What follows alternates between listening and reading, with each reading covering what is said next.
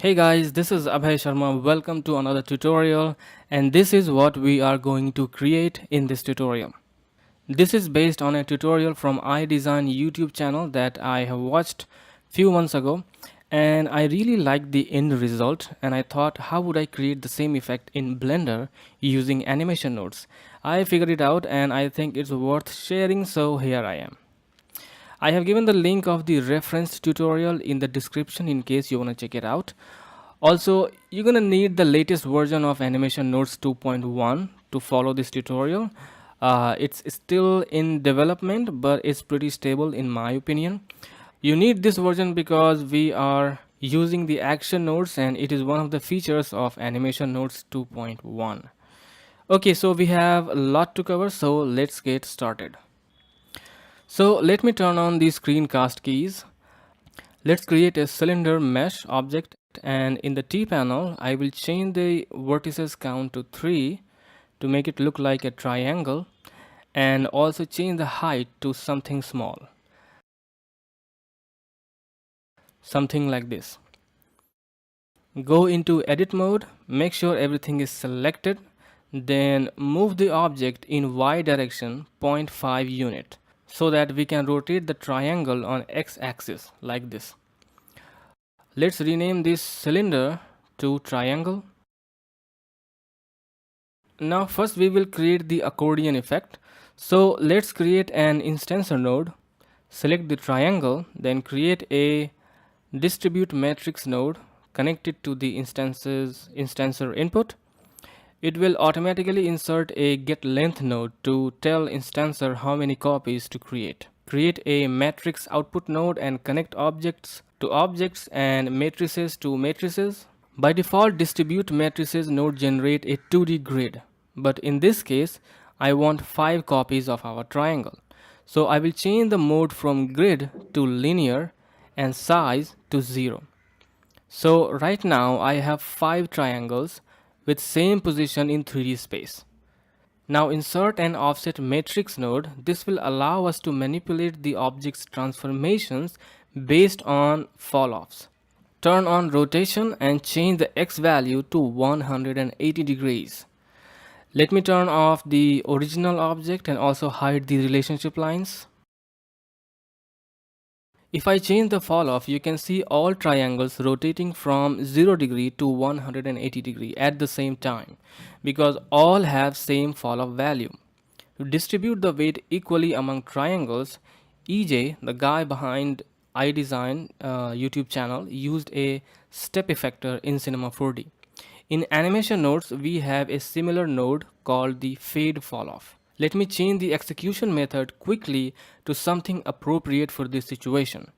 Let's connect the fall off. You can see it seems like working, but there is one thing fade fall off needs to know, which is how many objects it's dealing with. So right now it is set to 10, which is wrong. So let's connect our get length node to amount. It's working as expected, but I think it's off by one value. We have 5 triangles, but somehow fade falloff is thinking it's 6. To fix this, I will subtract 1 from length node. So now you can see fade falloff distributes the weight equally among triangles. Now you can increase the number of copies if you want. So what EJ did in his tutorial is he used the start and end value to animate the objects like this. It opens and closes, but we will use delay fall off in this case because it's easier in animation nodes. Default settings are okay for now. Let me change the timeline range to 50 frames. Let's create a time info node and connect it to the delay fall off. If I scrub the timeline, you can see it's animating, but I think I don't need this many copies of triangles. So let's change this amount to 5. I think that's okay. You can use different interpolation methods if you want, but I'll go with linear for now. Okay, so far so good. Now we have to solve a few problems beforehand, like geometry, intersection, and no holes while distributing triangles in honeycomb pattern, what EJ did much later in his tutorial. But because we have some constraints, it would be better if we figure out these things first. So let's deal with intersection first. Right now all triangles have same position in 3D space. It's problematic. To see the problem, let's assign materials. So let me switch to cycles render. Select the triangles and assign a material. Let's call it white material.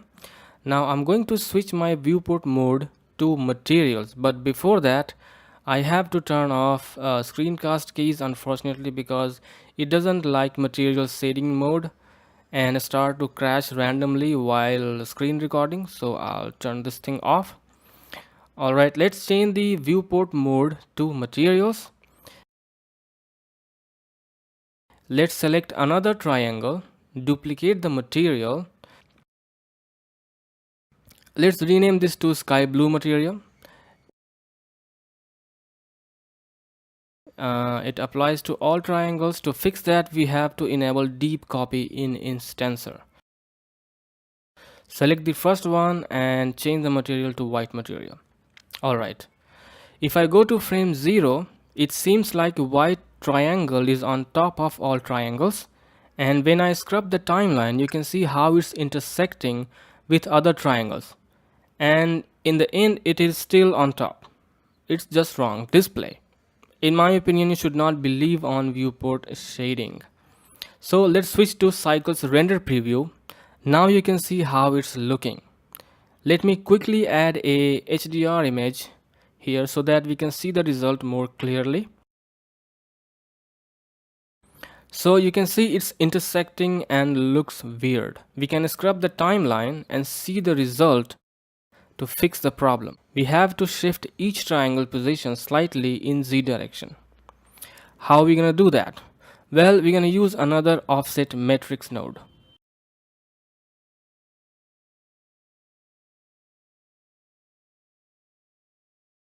Turn on location. Move the object in Z position slightly. Let's say 0.01.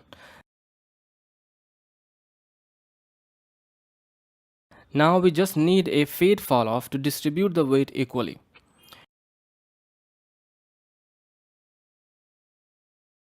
You can see the result in wireframe, but as we know from our previous experience, falloff amount has to be -1.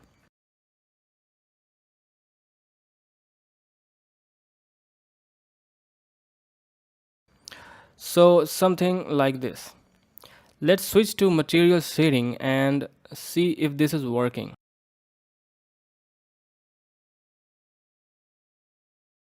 Let's switch to render preview. Now the white triangle is on top of all is for sure, but it's still not what we want. We want this white triangle to be at the bottom when animation finishes. Think about a real book. These triangles are like pages. The first page would be on top, but when you turn the pages it would go down. This is not physics simulation and we are not dealing with rigid bodies, so basically we are going to cheat here. To fake that, we will animate the start value of fade falloff. So in the beginning of the animation it would be 1, and in the end it would be like in negative values. Let's create an animate float node. Change the start to 0.1 and end to -0.1. We need a time info node, which we already have, so let's move it here. Connect to the frame to time and result to start value. Let's see the result. It should be okay now.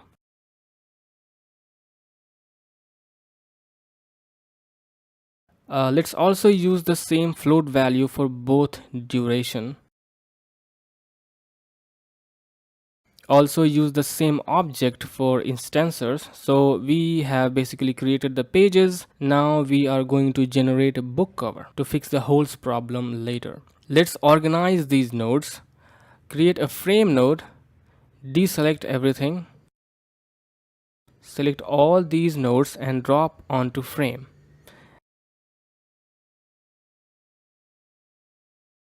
And let's rename this to triangle accordion.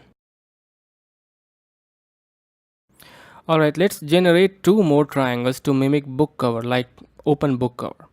Create an instance node,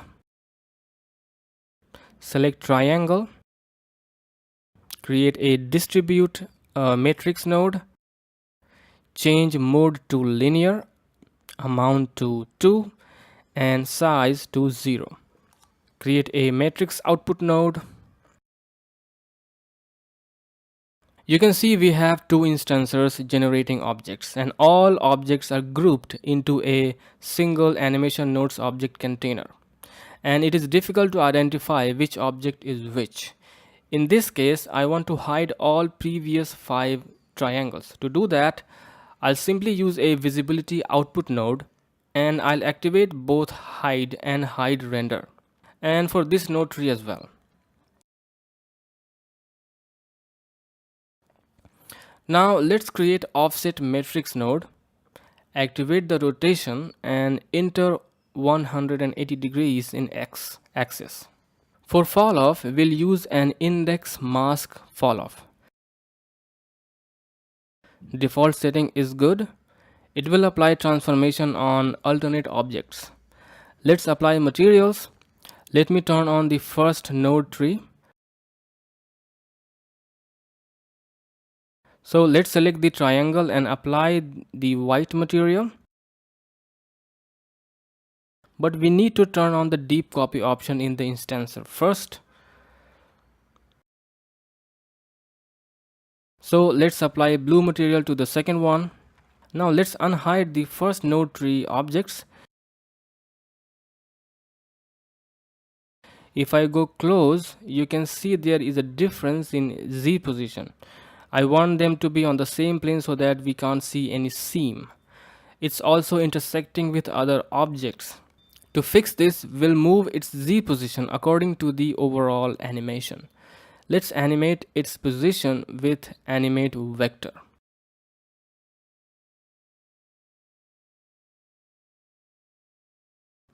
We're going to use the same time info node and duration value. Let me rename this to duration.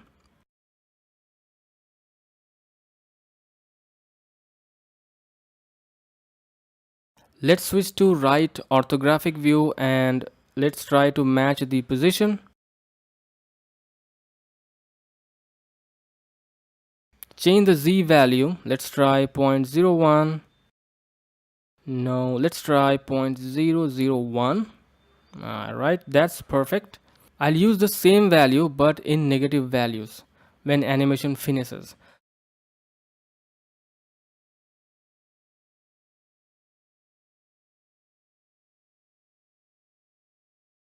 So now you can see how it's working.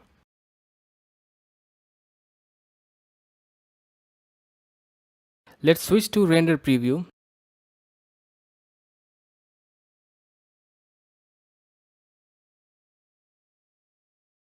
There is no seam on either side. That's perfect.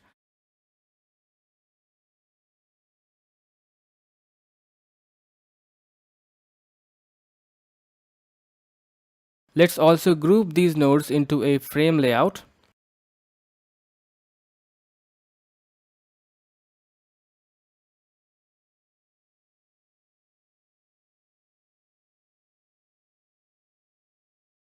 I'm gonna rename this to triangle base. In Cinema 4D, you have cloners, just like we have instancers in animation nodes. But in Cinema 4D, you can clone a cloner, which is amazing. We don't have that ability in animation nodes right now. So to compensate that, what I'll do is we'll basically merge these triangles into a single object. But it will be dynamic, so we'll have our flexibility if we decide to change something in future. So let's merge these two node trees. We'll use a combine object list node to do that.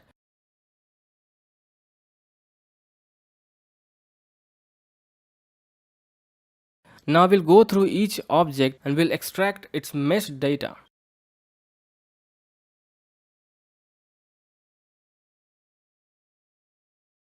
and generate a mesh list.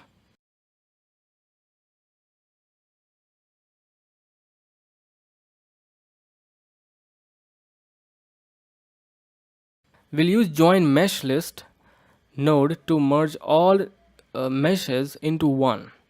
Now we can generate a mesh object from animation nodes using mesh object output node. I'm going to rename this object to original joined triangles. Why original? Because we are going to duplicate it. One thing to note here is that material indices are not working currently in version 2.1.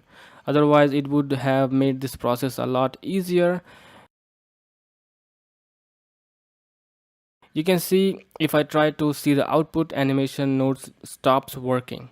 It will be fixed in the official release, but until then we have to improvise. So let's use a visibility output node here.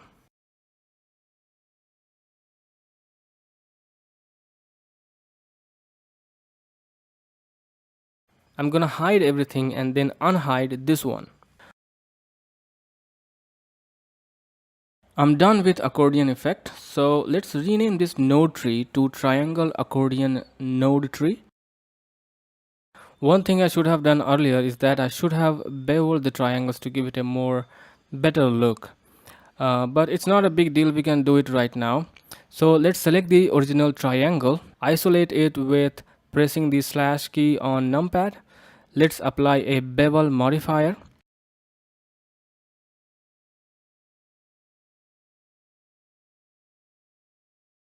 Change the shading mode to smooth, something like this. Exit the isolated mode by pressing the slash key again. Let's hide it. You can see it's not reflecting in the animation nodes. So what I'll do is I'll go to the source object and clear it and select it again. But its base triangles are still using the old mesh. Why?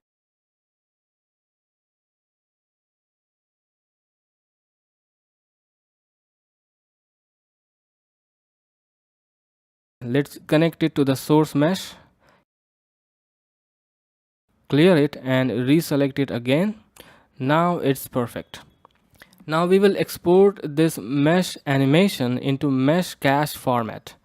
I thought about using the alembic first, but it didn't work out well because it didn't work well with instancer node. So I have decided to use other mesh cache formats like MDD, which is a light wave point cache format.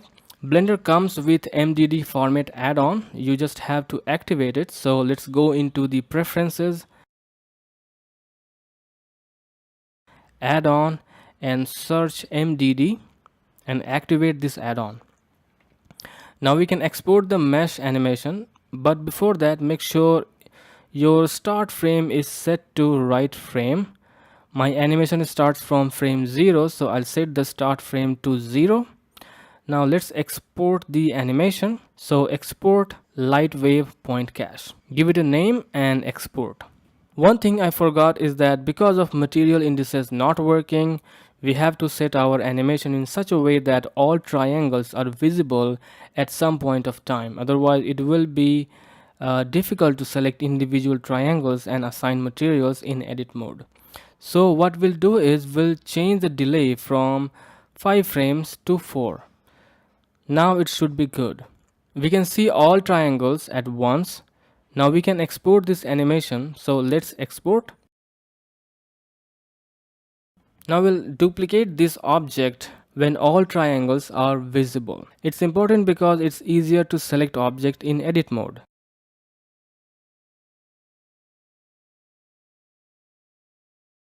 If you duplicate the object in a state like this, then it's difficult to select individual triangles. So let's move this to 0, 0, 0. Let's hide the original triangle and rename this to duplicate joint triangles. Alright, so far so good. Now let's apply the point cache data to this duplicate mesh. So add a mesh cache modifier. Make sure the format is set to MDD and locate our file. Now we have our animation back. Let's set the shading to smooth. Let's add materials. I'll assign any material, then add a new material slot and add the blue material as well. Go into edit mode. I'll leave these two triangles white and make everything else blue. So select these triangles with L key. Hover your mouse on triangles and press L. Select the blue material and assign. Alright. Now for triggering animation, we have to use keyframe animation. Otherwise, I don't think it's possible with action nodes. So let's go into modifier tab and enable custom button. This will allow us to manually animate the mesh cache. So we'll set a keyframe on frame 0 with a value of 0. I know the duration of animation is 36 frames, so I'll go to frame 36 and enter 36 here and set a keyframe. Blender added a little bit of smoothness in the animation curve. You can change it if you want in graph editor, but it's okay for me. I can use the same node tree, but it's not necessary, so let's keep it simple and organized. So I'm going to create a new node tree and I'm going to call it main node tree. Now we'll duplicate the object and arrange it into a honeycomb pattern. So let's create a instancer and a distribute matrices node. In order to make it being copied in a honeycomb pattern, we need to arrange our objects in a zigzag fashion. So I'll make two copies first. Let's create a matrix output node and connect them.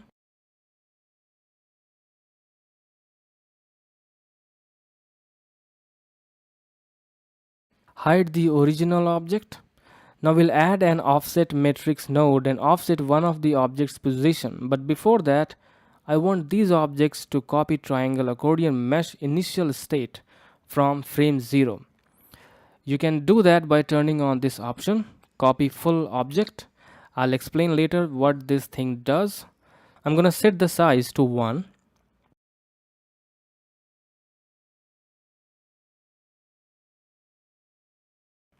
Add an offset matrices node. Turn on location and let's move it in Y direction. For falloff, I'll use index mask falloff so that it applies to every second triangle. Let's switch their position by changing the offset to 1. Let's try to match these edges.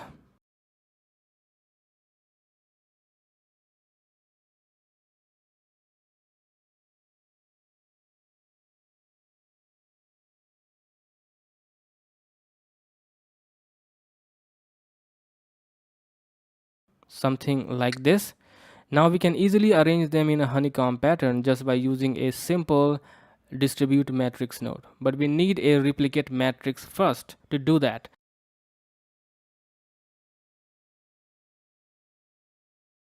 Make sure get length is connected to the right matrix node. Now all objects are gone because we have to provide matrix information to replicate matrix. Alright, so let's create one last distribute matrices node. I know it sounds confusing and I have used a lot of matrix node in this tutorial, but believe me, it makes your life much more easier. A replicate matrix will replicate both triangles as one object. Okay. Grid mode is okay. Change the distribution style from size to step so that the distance among objects will be constant. Now just adjust the x and y distance.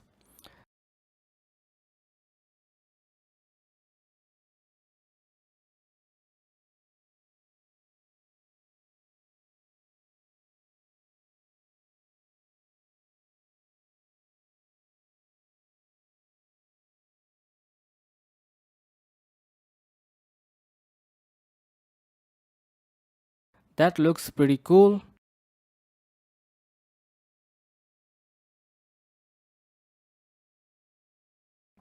We can easily extend the width and height if we want. All right.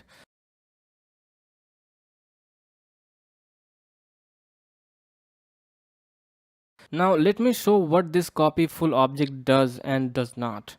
So if I select the duplicate joint triangle object, you can see it has a mesh cache modifier applied with a keyframe animation. But if I select any of the object generated by instancer, there is no modifier. To fix that, we have to turn on copy full object. Now it copies the modifier, but it doesn't copy keyframe animation. Even if you turn on the deep copy, it does not. So how are we gonna animate our objects? Well, now the action nodes comes into play. So let's turn off deep copy, and also I'll turn off always execution because that's not necessary. With action nodes, you can copy keyframe animation from one object to another. So I'll go through each object and apply keyframe animation. So let's create a loop node. One thing you should consider here is that action nodes are vectorized nodes. So most of the stuff can be done without using loops. But I'm using loops because I want more control and I don't want to get stuck in the middle. So I'll use loops. Action nodes are not available in menus, so you have to use search function. So press Ctrl plus A key and type actions. First I'll create an action from object node to copy keyframe animation from duplicate joint triangles. Now we'll create action object output node to transfer animation.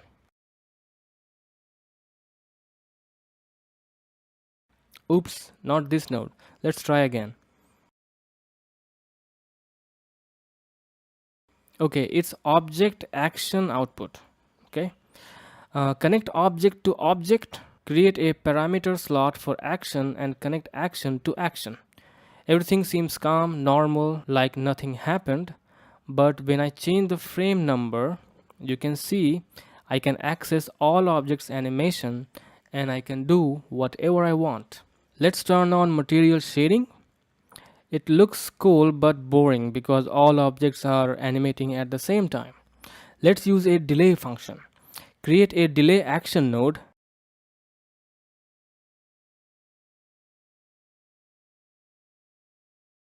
and turn off relative for now.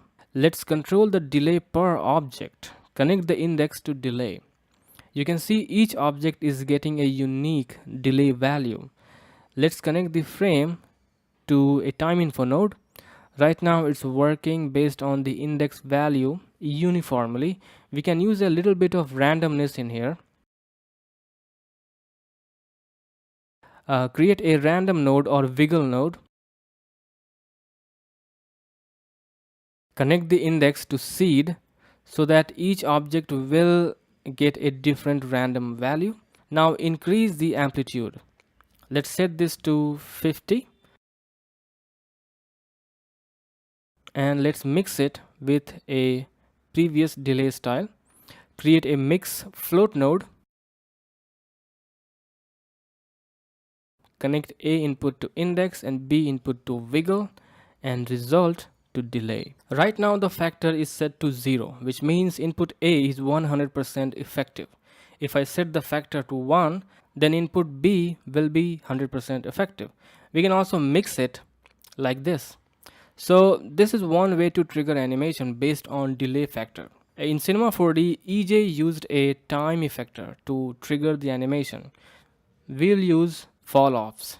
In previous tutorial, I have shown how can we create a custom falloff. In this tutorial, let me show you how you can use falloff nodes to affect a property even if that property or node does not have falloff input. Because in the end, it's all just data. If you understand the basic data types, it becomes very easy.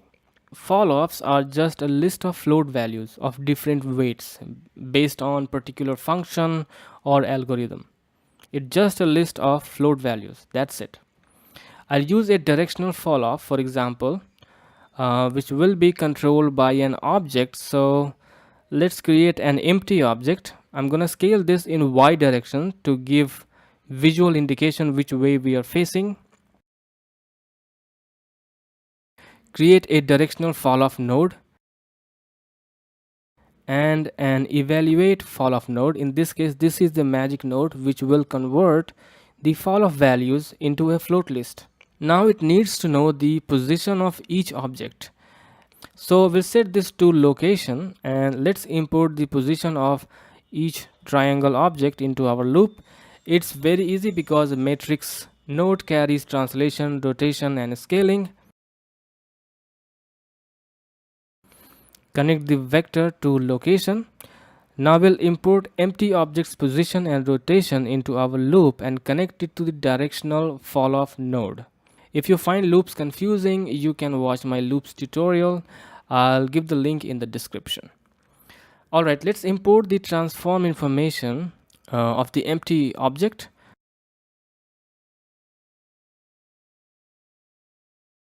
Connect location to position and rotation to direction. It will automatically insert a rotation to direction node to make our life easier. Now we can connect the strength to frame, but nothing happens because falloff generates values from 0 to 1. We need to multiply it with number of frames we have in our animation. In this case, we have to multiply it with 36. Well, something happened. Let's switch the direction axis to X. And now if I move my empty, it should affect the animation. Let's turn on always button. We can also use empty object as trigger object, but let's not talk about that here. Maybe in a future tutorial. Move the object and you can see the effect. Let's increase the number of objects in both direction. It seems like objects are intersecting, but it's not. You can see that in render preview. You can also see that falloff range is very narrow. That's why we are seeing this sharp transition. We can use the size attribute to control the scale of falloff.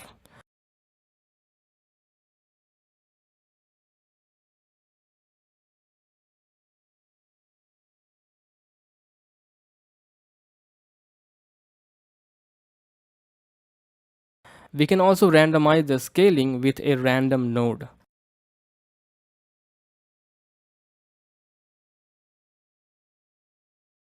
Connect the index to seed and number to size. Now we can set the minimum and maximum randomness.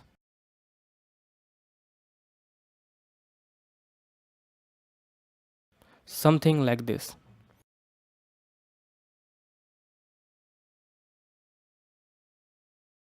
I'm gonna quickly change the shader to principled BSDF.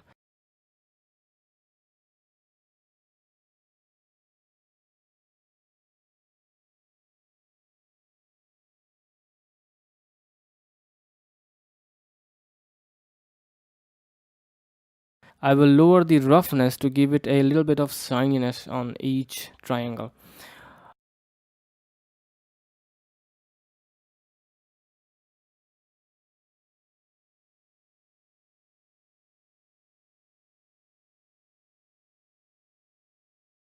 Alright, I think I have covered everything I wanted in this tutorial.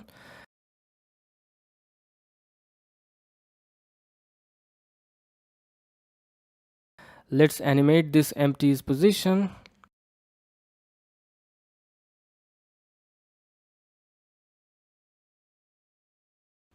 Let's give it a 100 frame duration.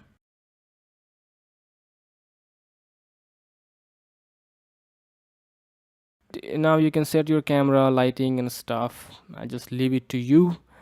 One issue I have faced when I was trying to render animation is that it was crashing randomly after rendering few frames. Initially, to fix that, I have hidden everything which is being generated from animation nodes with a visibility output node.